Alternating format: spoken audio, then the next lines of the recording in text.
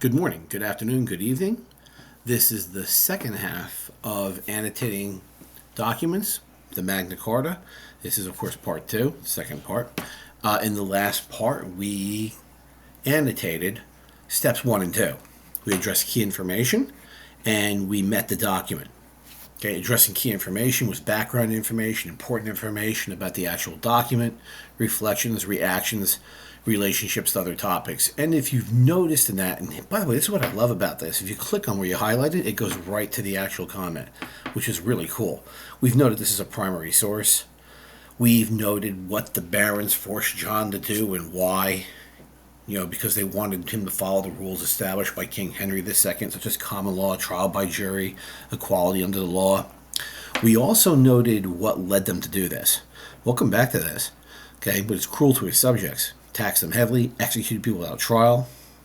John ignored many of Henry II's legal reforms, took away rights that the English were getting used to, and he lost his war in France. And that's when the barons turned against him and forced him to sign the Magna Carta, which really guarantees many of Henry's reforms. Now, where did I get that information? That came from my outline. I went to my outline and got that. So if you're wondering where that came from, that's the source. We went to the reading, but I used the outline. We also took care of step two. And step two is who wrote it, when and where was it written or produced, what kind of document is it, and who was the audience. And that's right down here under source information. I always have the source information just below the actual document. So keep that in mind. It's right there. Okay, it's a contract. Magna Carta is a contract. If I didn't include that on the last one, it should be included here. You could actually add that by clicking on these three bars, hit edit, and you can edit it in. And when you're done editing, I'll just kind of do this to show you. I didn't make any changes, so it's noting I didn't make any changes. Let's say I just put a hyphen in there, save. There you go, and it's updated. Okay, I noted the author, Stephen Langton, several other nobles. It's presented to King John, who's basically the audience here, at Runnymede, England. That's where it was. And when? June 15th, 1215. I just noted that it's also a primary source here as well. That brings us to step three. You have to highlight an important quote. You have to indicate what it conveys. You have to summarize it and determine its purpose. And you'll notice I said this might require 2 or 3 separate comments here. In this case, I might even have 4. I might have the quote itself, what's conveyed, what's summarized, and the purpose.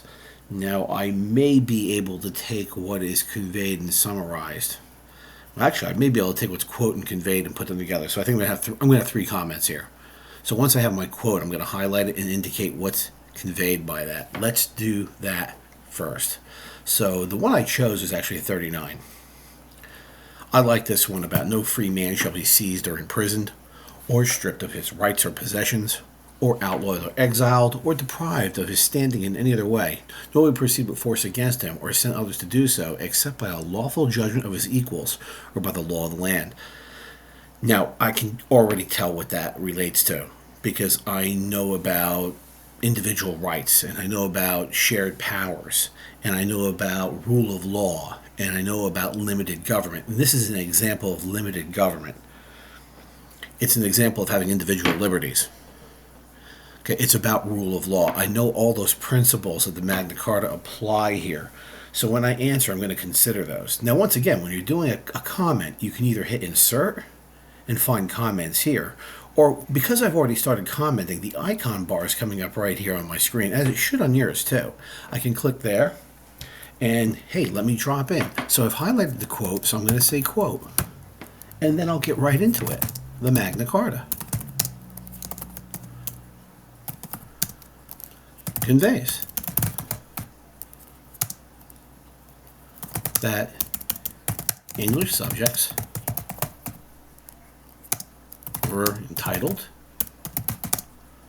to rights under the law. And I can consider those principles as well here, right? Rule of law, individual rights, clearly being defined here. And you notice I put those in parentheses. Hey, what else is going on here? It's more than just that, right? So specifically to this quote, what's going on? So especially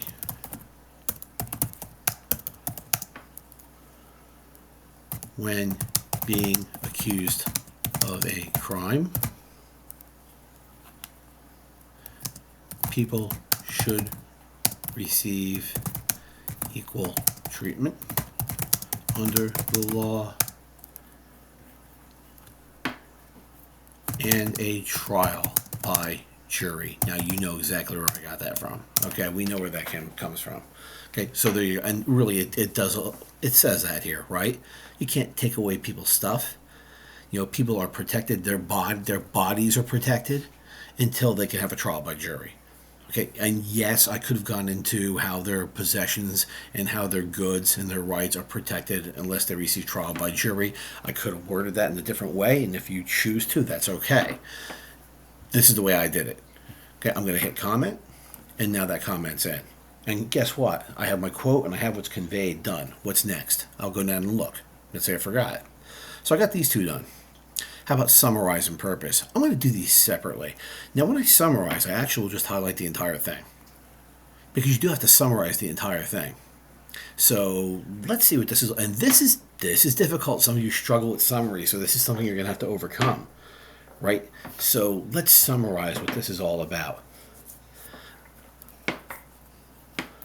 How am I going to do that? I'll call it summarize, so I know this is what it is. And you'll notice I'm labeling these so I know what they are as I go along. Okay, so the Magna Carta, I'm going to do that with it just to shorten it a little bit. Was a contract, right? Forced on King John to provide.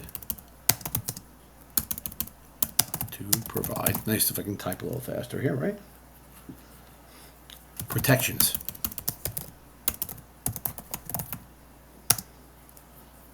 to subjects from the power of the king.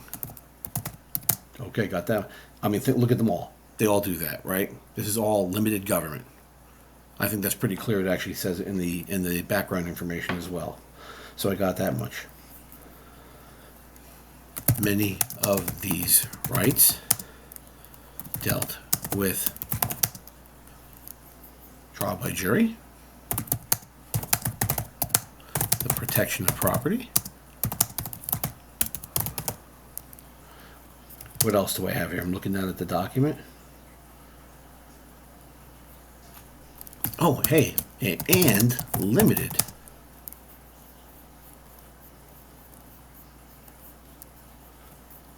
The military power. How do I just say power? The power of the king.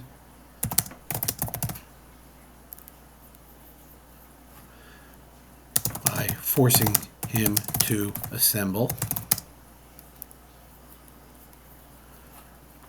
representatives of the kingdom to what do? To raise taxes and make important decisions. And there you go. I mean, if you look at all of these laws, I mentioned the thing about taxes in here. I mentioned the bit about the representative body, which 14 and 61 indicate, right? Look at them, right? I mentioned the thing about the protection of personal property and trial by jury. Okay, personal property also relates to 30. Okay, 40 also relates to justice, which is also mentioned here. The ideas of trial by jury. That's a good summary.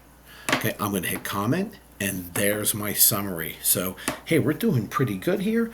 Purpose. Now, I got to be honest. Purpose is often very short. How would I do that? I mean, I could highlight the whole thing again. Do that again if I wanted to. I could do that. Okay, it might not let me do that. So I might have to go down and try to, let's see if I can find a place to highlight anywhere in here. Okay, purpose. Let me see if I can do this. Well, I'll do that. Oh, there we go. Okay, so I highlighted the actual title again.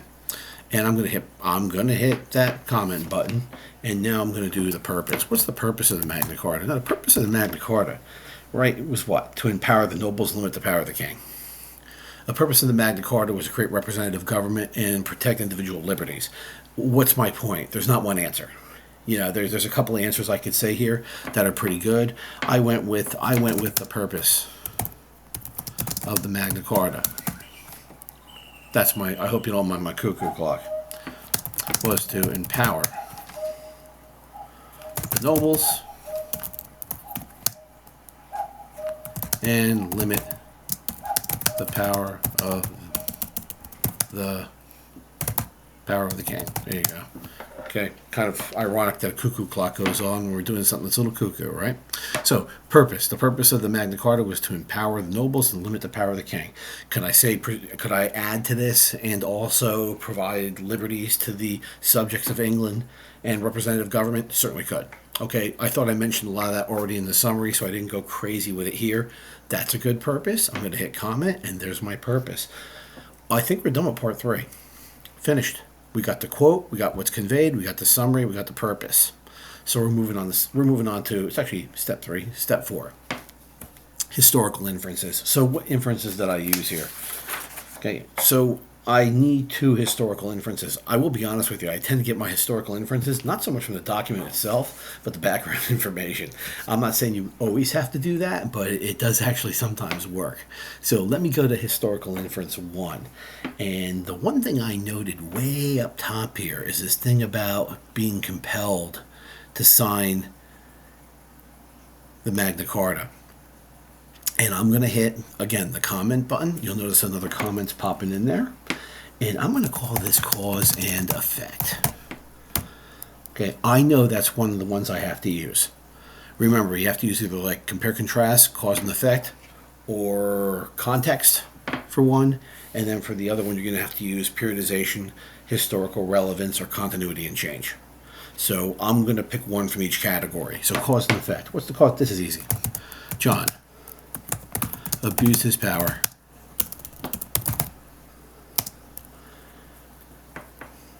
and mistreated his subjects, which led the barons to turn against him. Perfect. Done. So there's my first one. My second one, I went to the thing we've been talking about this whole time. And again, I'm going to go down here and highlight this last bit here. This idea of limited government, which, interesting, it's important to us today. So with this one, I'm going to go with historical relevance. Now, this doesn't necessarily have to be the one you choose. You know, I don't know why my mail's coming up there. Okay, must hit a button. Okay, historical relevance. Okay, and hey, what's important here? You know, limited government.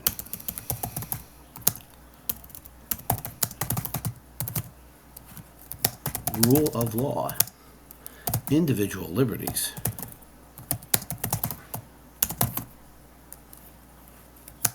and shared powers, or major principles. I'm spelling principles wrong, ain't I? See, even I do it, people. Of the Magna Carta.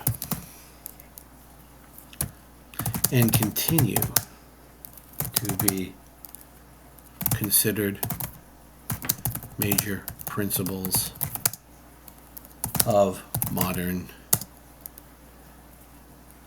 democratic societies today. Is that true or is that not? Right? We would consider these things still important to us today. And hey, this is why the Magna Carta is so important. How about that? Right? So, hey, there's my comment. Hey, I got news for you. I am done with part or step 4. I've identified some historical inferences. The last thing is addressing credibility of the document and the amount of bias, you know, or how the document's objectivity is influenced by the perspective of those who wrote it or those who've seen it. This is going to require 2 separate comments, and I'm going to deal with the credibility beat here first. What about the credibility? Now, you know what? This is not so tough. The credibility is pretty obvious. I mean, it's basically right here. It tells me how credible this is, and sometimes they're not this credible. But in this case, we have a line that gives us enough to know right here. So I'm going to call this credibility. Credibility is how authentic and believable the document is. I mean, do we have copies of it? And, you know, that's why I give you those sentences there to kind of help you out. You know, so this document is a credible document because many copies of the Magna Carta were created, and at least 4 of them survive today. Now, how hard is that? I mean, there you go, right? That's really what you need. Okay, now the bias statement, yeah, it's a little more tricky. Okay, what about the bias? And the thing that kind of keeps coming up in this document is, King John didn't sign this because he wanted to. He signed this because he had to. They forced him to do it. So, I went up and I looked at the barons, and the barons come up a couple of times in these things, right? They keep popping up. So what about these barons, right? We want to try to kind of figure that out. And so what I did here, actually, and here's my comment, and this is my bias statement. Now, remember, bias is how perspective, changes how we view the document. Like, what role does bias play in the Magna Carta? And there's a lot of bias in this document, okay? Okay, so I'm actually just going to say that there is much bias in the Magna Carta. Sometimes I write it out, sometimes I just put MC. Given it was written. Now, who wrote it? Stephen Langton and nobles, right? Written. So whose point of view is it? From the point of view. And by the way, it's always good to mention point of view here. Don't be afraid to do it. Of the nobility.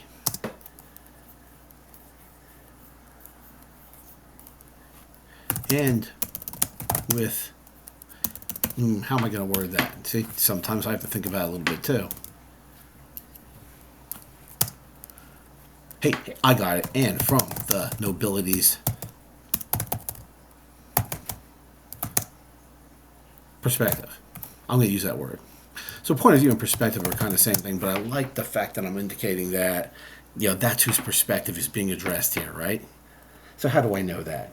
The barons were holding King John prisoner until he signed the Magna Carta. And John had little or no say in how the document was written. Yeah. So there's my final comment. There's my bias statement. So basically, this is a document written for the nobles, by the nobles, and forced upon the king to sign. He didn't have much say in how, it was written. I'm sure they didn't sit down and go, "Hey, John, you agree with this? What do you think? Can you do this or not?" That conversation didn't happen. Okay, so hey, we are done with the annotation. Okay, so this is it. We're done. And you'll notice this is beautiful because you have all your commentary on the side. You'll notice that in almost every case, I even indicated, where it was coming from. If you're not sure which comment is which, just click on one of the highlights and it goes right to what it is. But you'll notice that I do actually label them, and I do that on purpose, so that you can actually see them easier. If I click around, you'll see that it'll move. It'll highlight the actual comment related to what I highlighted in the actual document. So that's really cool. And you have all this information on the side. Now, you're probably thinking to yourself, who cares? But I got to be honest with you. Do you realize you've written your response? It's done.